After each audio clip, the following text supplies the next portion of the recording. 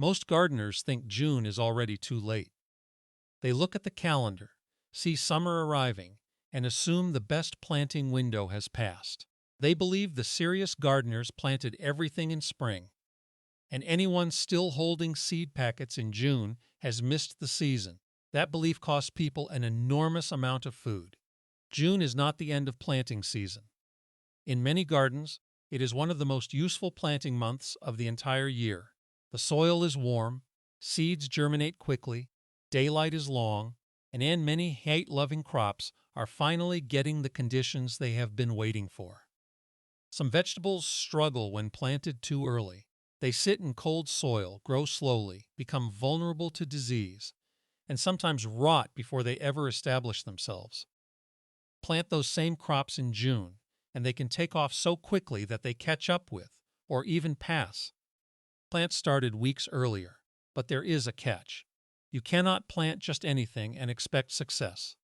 June rewards crops that can handle warmth, develop quickly, and use the long summer days to build strong growth. Choose the wrong crop, and you may run out of time before harvest. Choose the right one, and you can still fill baskets with food before summer ends. In this video, I am showing you 10 crops you would be foolish not to plant in June. Some are fast enough to harvest in a matter of weeks. Others love heat so much that June is actually a better planting time than early spring. And one of these crops can keep feeding you long after many summer plants have slowed down. Stay until the end, because number 9 is often treated like an ordinary herb, but when planted correctly, it can become one of the most productive plants in the entire garden. Before we begin, remember that growing seasons are different. A June planting in a cool northern garden is not the same as a June planting in a very hot southern climate. Always check how many frost-free days you have left and choose varieties that can mature within your season. Now let us get into it. Remember to like this video and subscribe to our channel for more tips like this. Number 1. Bush beans. If you want one crop that proves June is not late, plant bush beans. Bush beans are almost perfectly designed for warm soil planting. They germinate quickly, grow without a trellis, and can begin producing in roughly 7 to 9 weeks, depending on the variety and weather. That means beans planted in early June can often be ready by late July or August. The biggest advantage is speed. Bean seeds dislike cold, wet soil. When planted too early, they can sit underground for days without sprouting. During that time, they may rot, become damaged, or emerge weakly. June soil is different. It is warm enough to push the seed into action. Under good conditions, you may see sprouts breaking through the surface in less than a week. Once established, the plants grow rapidly and begin forming a dense canopy. Bush beans are also useful for gardeners with limited space. They remain compact compared with climbing varieties, so they work well in raised beds, small garden plots, and larger containers.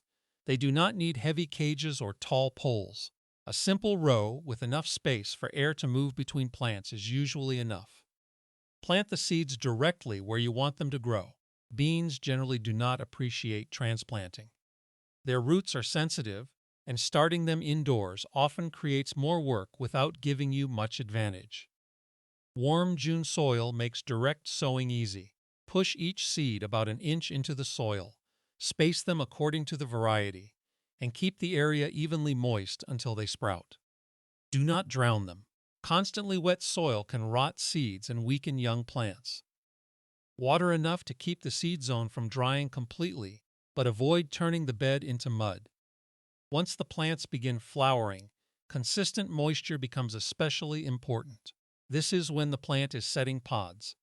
If it becomes severely dry during flowering, you may end up with fewer beans. Mulch can help stabilize moisture and keep the roots cooler during hot weather. And here is where bush beans become even more valuable. You do not have to plant them all at once.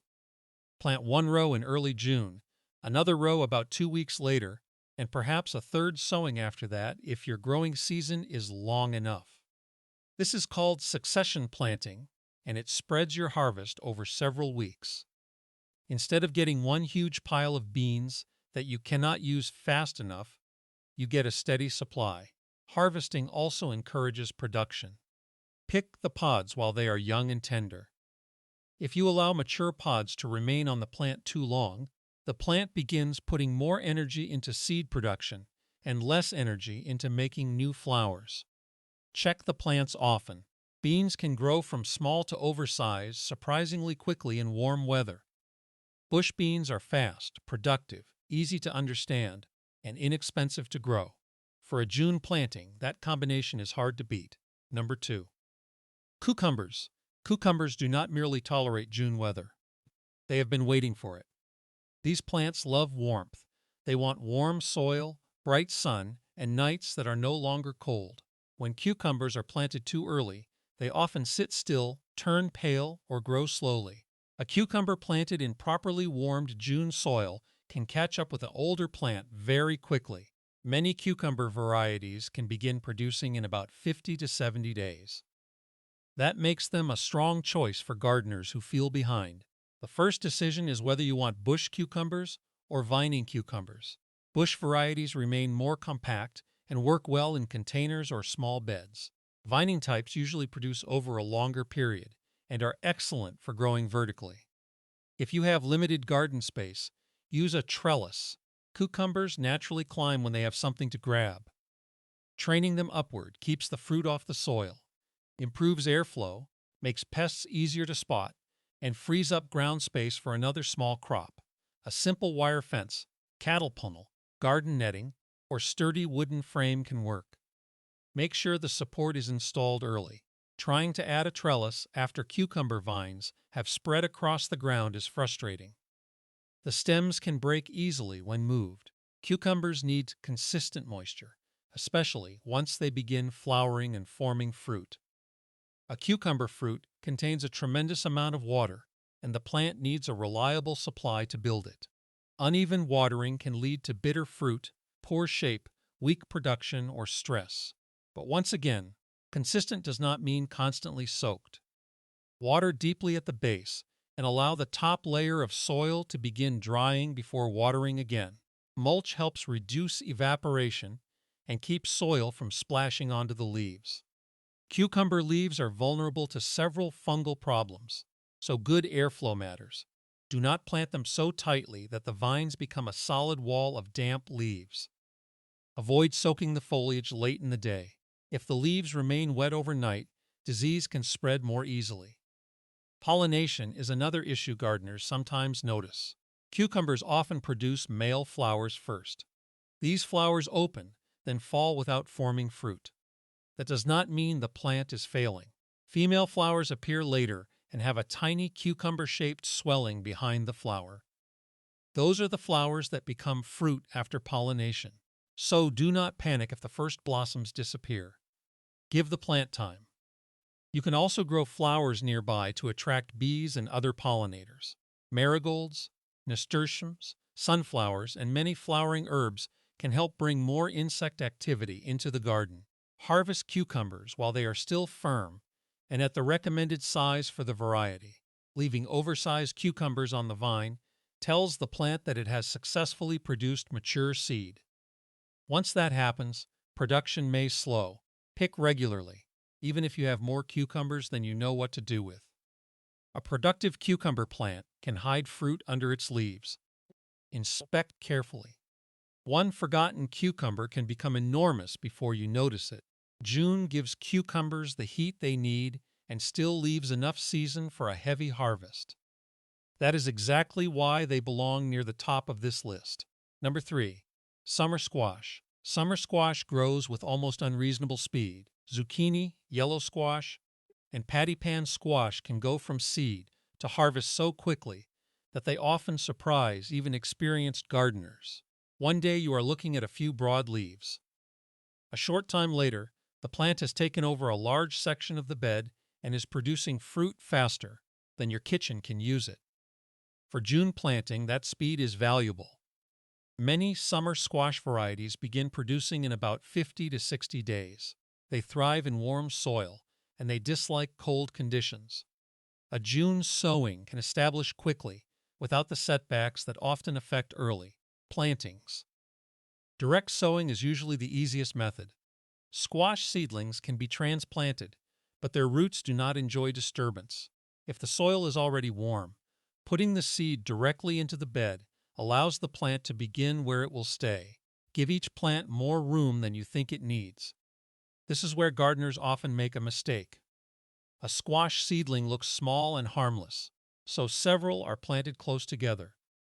By midsummer, the leaves overlap, airflow disappears, and harvesting becomes difficult. Check the mature width listed for your variety and respect it. Good spacing helps reduce mildew and makes it easier to inspect the base of the plant. Squash needs rich soil and steady moisture, but overwatering can still cause problems. Water deeply at ground level rather than wetting the leaves whenever possible. A layer of mulch keeps the roots more comfortable and reduces soil splash. One of the most important things to watch is pollination. Summer squash produces separate male and female flowers. Male flowers often appear first, just as they do on cucumbers. Female flowers have a small squash behind them. If a female flower is not properly pollinated, the tiny fruit may turn yellow, soften, and fall from the plant. That is not a disease. It is usually incomplete pollination. Encourage bees by avoiding unnecessary pesticide use and growing flowering plants nearby. You can also hand pollinate by transferring pollen from a male flower to the center of a female flower with a small brush, or by using the flower itself. Then there is the harvesting problem. Zucchini grows incredibly fast. A fruit that looks perfect today may become oversized and tough within a few days.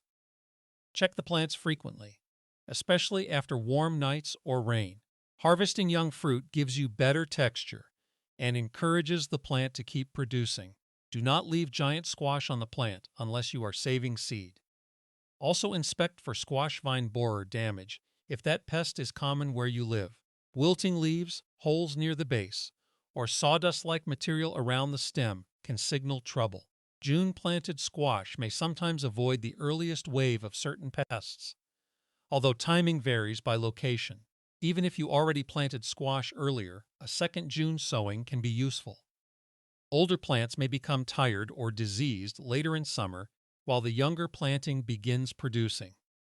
That gives you a backup, and in gardening, a backup crop is often the difference between a short harvest and a long one.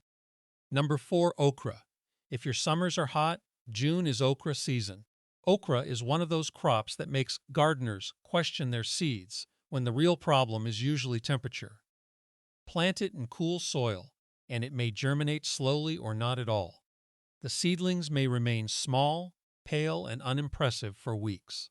Plant it when the soil is warm and the weather has settled, and it behaves like a completely different plant. Okra loves heat.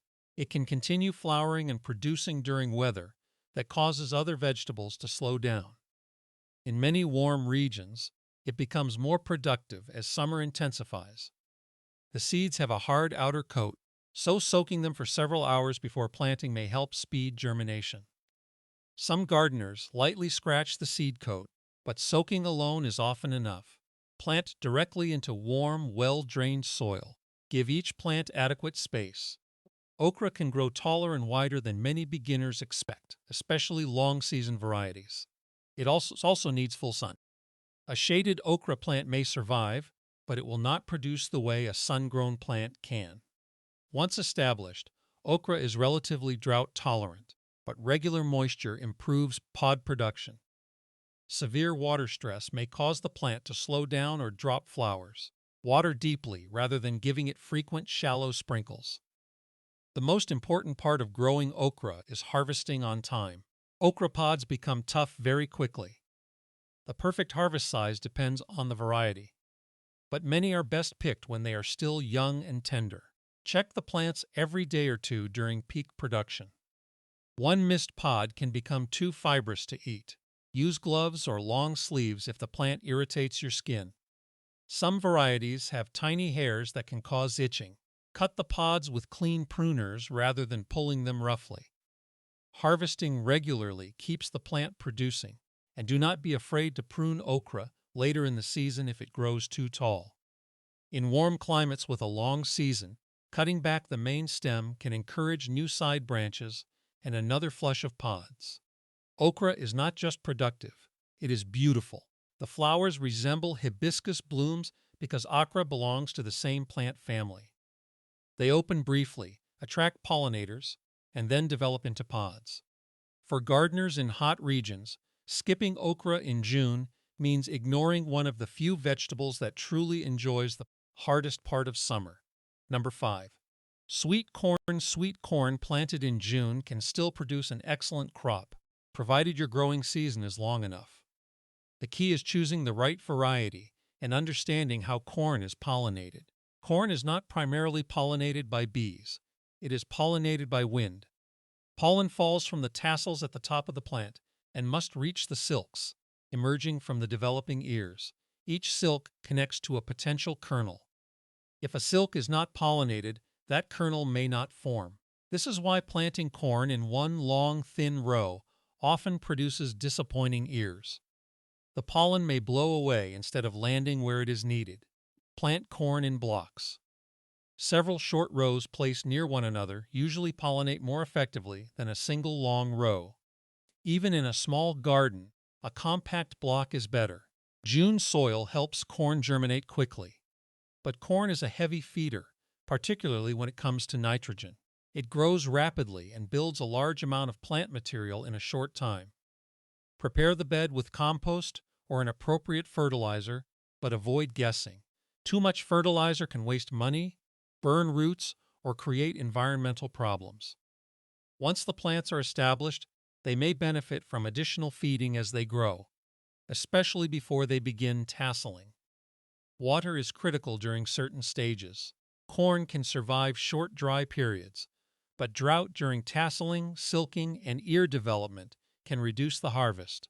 This is not the time to let the bed dry severely. Deep watering encourages strong roots. Shallow watering keeps the upper soil wet while deeper roots remain dry. Mulching can help, although applying mulch around a large corn block takes some effort. Even a modest layer can reduce water loss and suppress weeds. Weeds matter because young corn does not like competition. Once the plants become tall, they shade the soil and gain an advantage. But during the early weeks, fast-growing weeds can steal nutrients, water, and light. Keep the bed clean while the corn is young.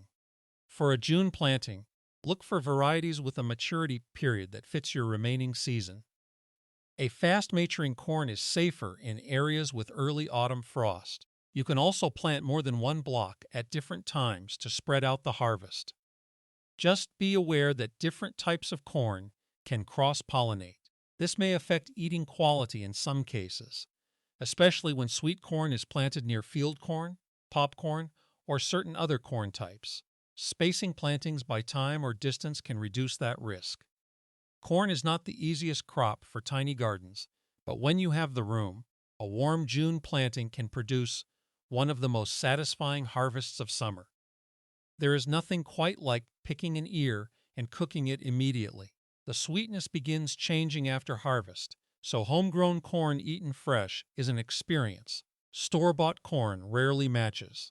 We are halfway through the list. If this is helping you decide what to plant, hit the like button and tell me in the comments which crop is going into your garden first. Now let us move into the crops that many gardeners overlook. Number 6. Southern peas deserve far more attention than they receive. Depending on where you live, you may know them as cowpeas, black-eyed peas, field peas, cream peas, Crowder peas, or purple hull peas. They are not the same as cool-weather garden peas. Southern peas love heat. When ordinary peas have finished producing and begun collapsing in summer weather, southern peas are often just getting started. They tolerate conditions that make other crops struggle. Heat, moderate drought, and less than perfect soil do not frighten them. That does not mean they need no care, but they are remarkably resilient. June is an excellent time to plant them in warm regions. The soil temperature encourages quick germination, and the plants use the summer heat to produce vines, flowers, and pods. There are bush, semi-vining, and long-vining types. Choose based on your available space. Bush varieties are easier to manage in raised beds and small plots. Vining types may need support or extra room to spread. Like beans, southern peas are legumes. They work with bacteria in the soil to capture nitrogen from the air and make it available to the plant. This is one reason they can grow in relatively poor soil. But do not assume that means they need absolutely nothing. They still benefit from proper soil preparation, adequate phosphorus and potassium, and steady moisture during flowering and pod development. Avoid feeding them too heavily with nitrogen. Too much nitrogen may create vigorous vines and leaves at the expense of pod production.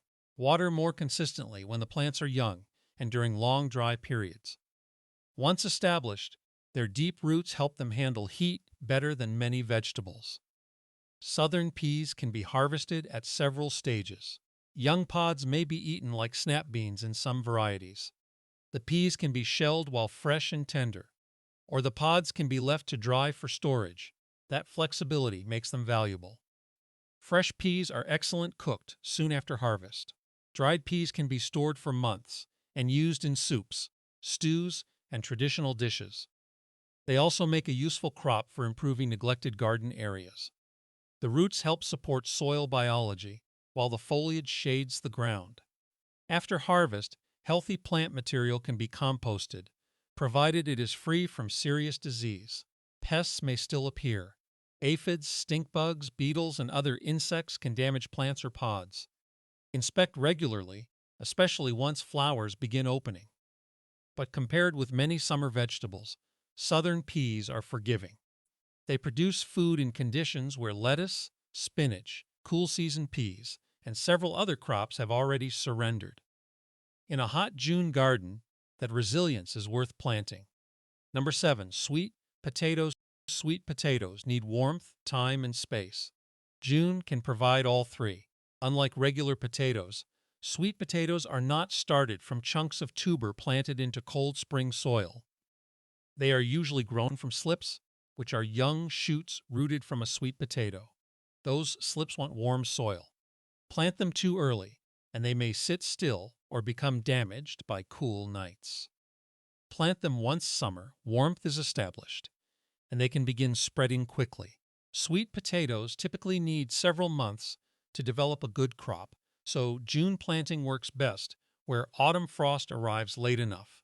In shorter growing seasons, choose fast maturing varieties and plant as early in June as conditions allow. The slips may look unimpressive when they arrive. Some are wilted, bent, or barely rooted. Do not assume they are dead. Sweet potato slips are surprisingly tough. Plant them deeply enough to cover several nodes along the stem, leaving the growing tip above the soil. Roots can develop from the buried nodes, and those roots may eventually form sweet potatoes. Water the slips well after planting and keep the soil consistently moist during establishment. Once they begin producing new growth, they become much more resilient. Sweet potato vines spread aggressively. One plant can cover a large area, so give it room or be prepared to guide the vines. They can be grown in raised beds, large containers, grow bags, or directly in the ground. Loose soil makes harvesting easier and allows the roots to expand.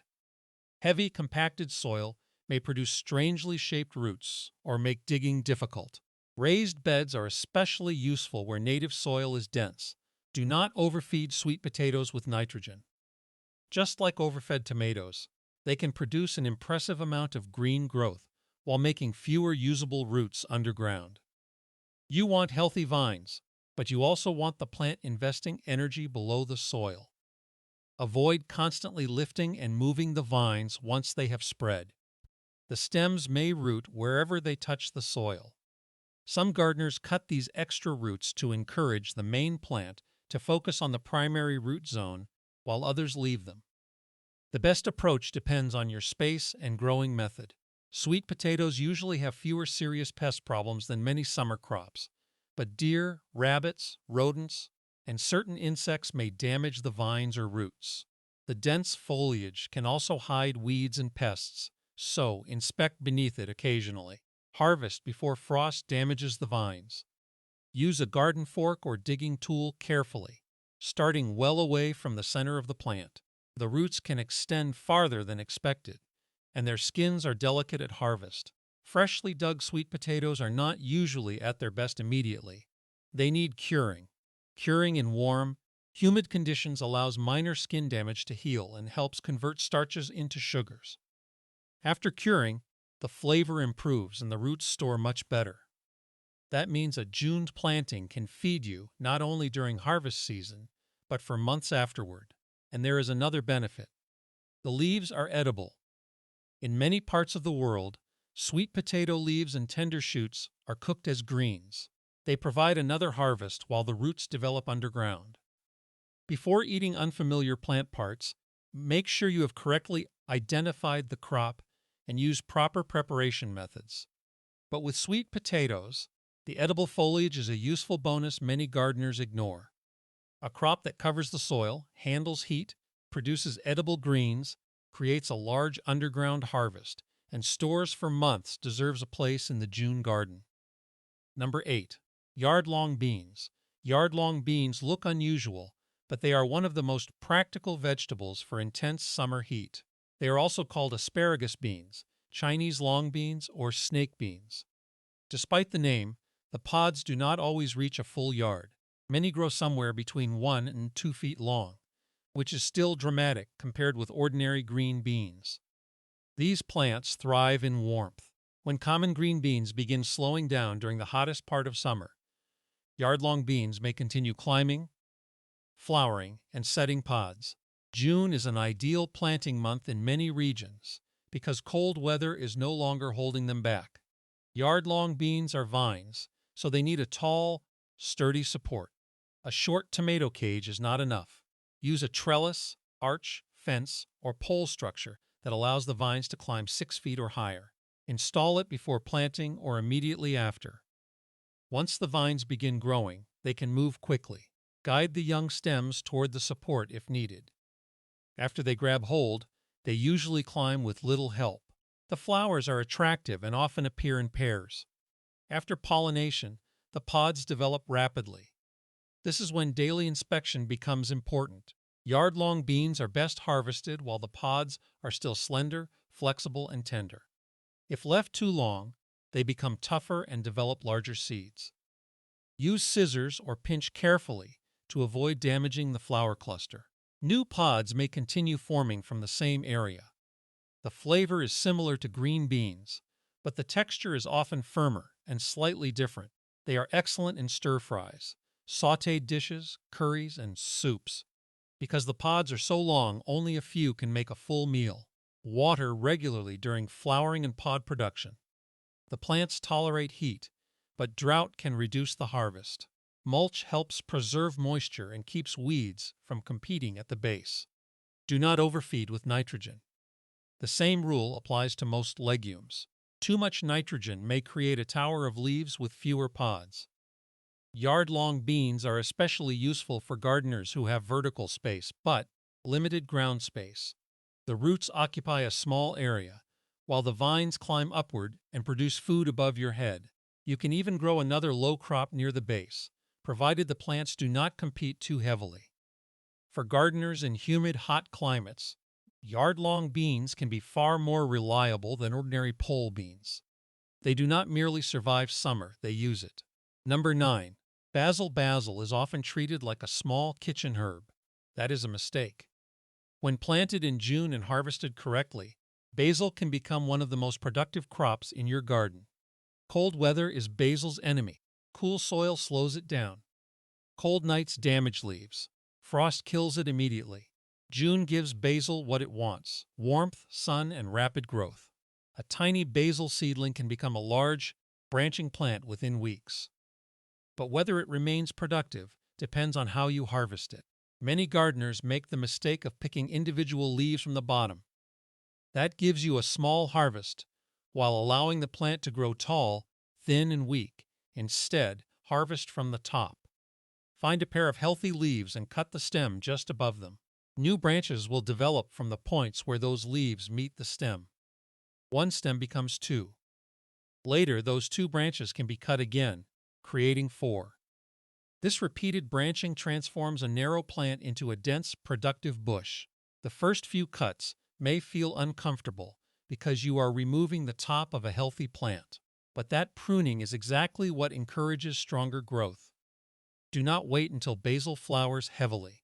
Once the plant shifts its energy towards seed production, leaf growth slows, and the flavor may become stronger or more bitter. Pinch flower buds as soon as you notice them, unless you want flowers for pollinators or seeds for future planting. You can allow a few branches to bloom while continuing to harvest the rest. Basil needs consistent moisture, but it dislikes soggy soil. Water deeply when the upper soil begins drying. Plants in containers may need more frequent watering during hot weather because pots dry quickly. Choose a container with drainage holes. A pot without drainage is one of the fastest ways to kill basil roots. Basil also responds well to moderate feeding, especially when harvested often, but do not push it with excessive fertilizer. Soft, overly lush growth can become more vulnerable to pests and disease. Full sun usually produces strong growth, but in extremely hot climates, basil may appreciate some afternoon protection. The plant will tell you. If leaves scorch, wilt severely every afternoon despite adequate soil moisture, or become stressed by intense heat, light shade during the hottest part of the day may help. Basil can also be planted near tomatoes, peppers, eggplants, and other summer crops. It fits well into small spaces and attracts pollinators when allowed to flower. But do not treat companion planting like magic. Basil may support garden diversity, but it will not protect unhealthy tomatoes from every pest or disease. The real value is that it uses space efficiently, produces continuously, and belongs in the same warm conditions as many summer vegetables. And then there is preservation. A productive basil plant often gives more leaves than one household can use fresh.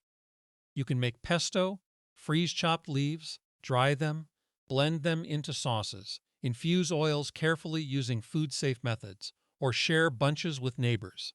The more regularly you harvest, the more the plant branches.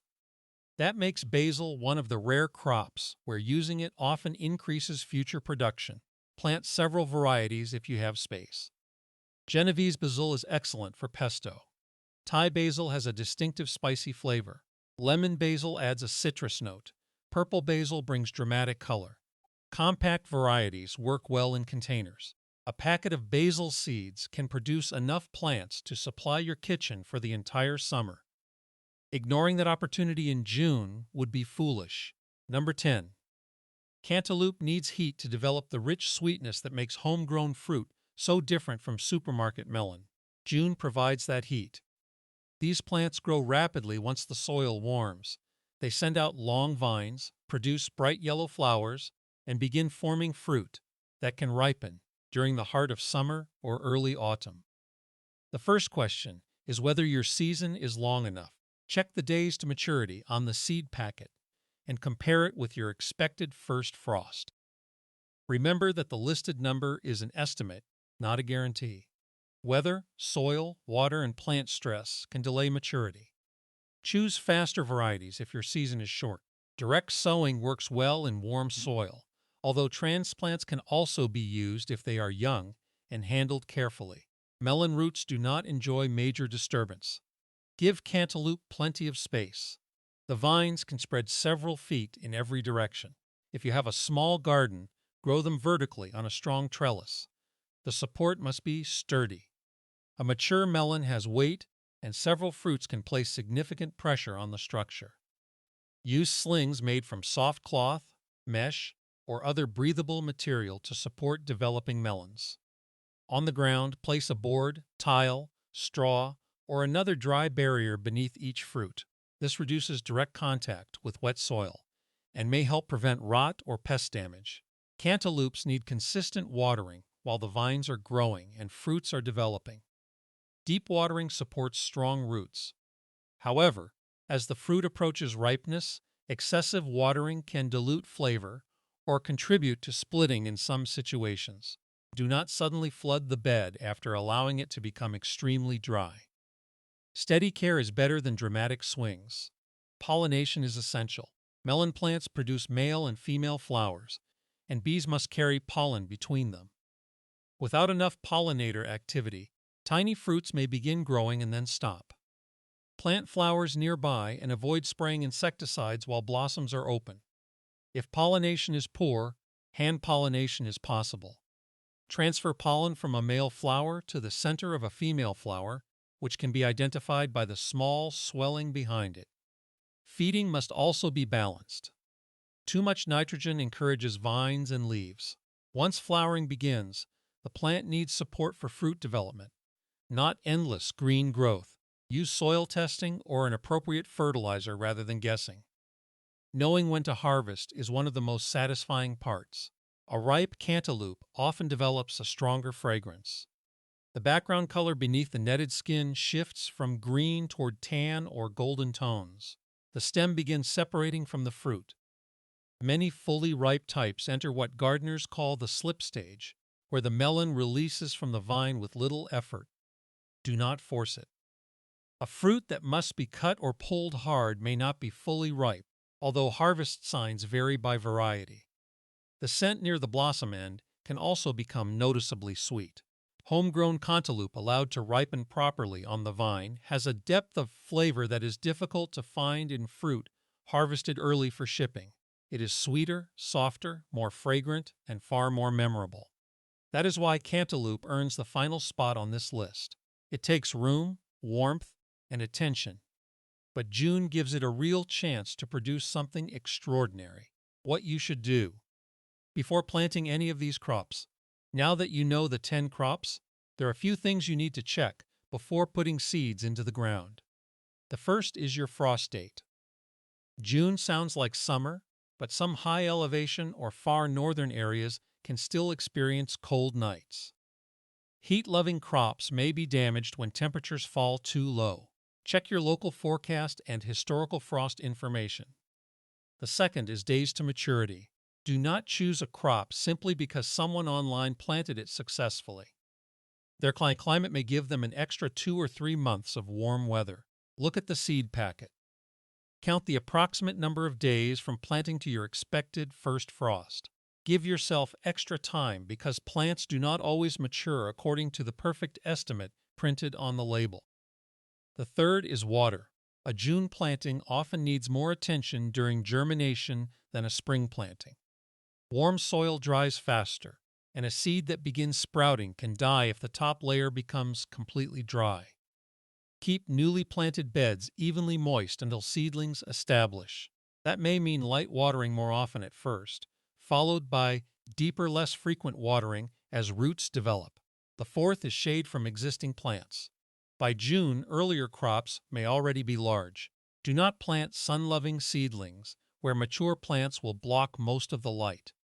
Watch how shadows move across the garden throughout the day. The fifth is pest pressure. Warm weather brings fast growth, but it also brings active insects. Check young seedlings often. A beetle, caterpillar, slug, or bird can destroy a newly emerged row before you realize it sprouted. Protection does not always require chemicals. Row covers, netting, collars, traps, hand-picking, and good garden sanitation can solve many early problems. Just remember to remove covers from crops that require insect pollination once they begin flowering. The sixth is succession planning. Do not fill every empty space at once. Some crops, such as bush beans and cucumbers, can be planted in stages. A second or third sowing gives you younger plants that can continue producing after the first planting declines. Write down planting dates. Gardeners often believe they will remember, but after several weeks, every row begins looking familiar. A simple label or notebook can tell you when to expect germination, flowering, and harvest. The real reason June planting works. The success of June planting is not based on luck. It is based on matching the crop to the conditions. Warm season plants use heat to germinate and grow. Long days allow them to capture more sunlight. Active soil organisms release nutrients. Roots develop quickly when the ground is no longer cold, but those same conditions increase the need for observation. Water disappears faster. Weeds grow faster. Pests reproduce faster. A June garden can change dramatically in only a few days. That is why the best summer gardeners do not simply plant and walk away. They check the soil, inspect the leaves, harvest regularly, and respond while problems are still small. You do not need to spend hours outside every day. 10 focused minutes can be enough. Look beneath leaves. Check the base of stems. Pull small weeds before they develop deep roots. Guide vines onto supports. Harvest fruit before it becomes oversized. The garden will tell you what it needs, but only if you look closely enough to notice. Final recap. Let us go through the 10 crops one more time. Bush beans give you speed, simplicity, and repeated harvests without requiring a trellis. Cucumbers thrive in warm soil and can turn a small vertical space into a wall of food. Summer squash grows quickly and can begin feeding you within weeks. Okra loves the heat that causes other vegetables to struggle. Sweet corn uses warm June soil to germinate quickly and can still produce if your season is long enough.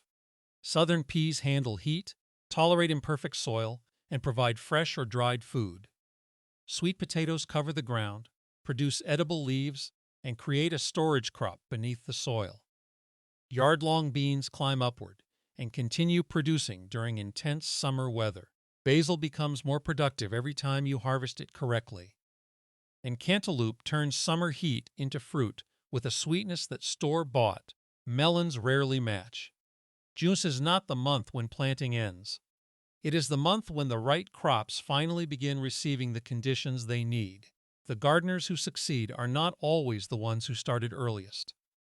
They are the ones who understand timing. They know that planting a heat-loving crop into cold April soil is not automatically better than planting it into warm June soil. They choose varieties that fit their season. They keep young seeds moist, give mature plants room, and harvest often. So do not stare at an empty garden bed and assume you missed your chance. You may be standing in front of one of the best planting opportunities of the year. Choose one crop from this list. Prepare the soil. Plant it this week.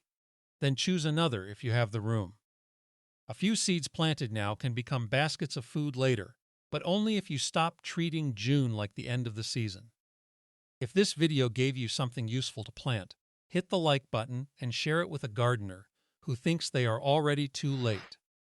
Subscribe for more simple, practical gardening advice that helps you grow more food without wasting money, time, or space. And leave a comment telling me which of these 10 crops you are planting first. Thanks for watching, and I will see you in the next one.